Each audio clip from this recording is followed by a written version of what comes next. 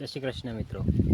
જો મિત્રો હું એરંડા ઉતારવા આવ્યો છું ખેતરમાં। તો જુઓ મેં પટ પણ વારી લીધી છે અને એરંડા જો કટિંગ કર્યા છે અને જુઓ આ બાજુ એરંડા પાકી ગયા છે। જો મિત્રો બહુ જ એરંડા વધી ગયા છે। તો મિત્રો બિયારણ જેવું છે ને તો દિવેલા મોટા મોટા થઈ ગયા છે તો ઉતારવાનું કાઠું પડે છે, ચેક નમાવીને ઉતારવા પડે છે। જો કેવડા વધી ગયા છે એરંડા। તો જો મિત્રો આ છે એરંડાનું બિયારણ। જો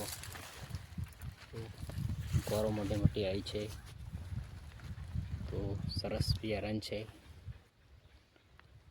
જો આ બાજુ પણ કેવા મોટા મોટા દિવેલા છે।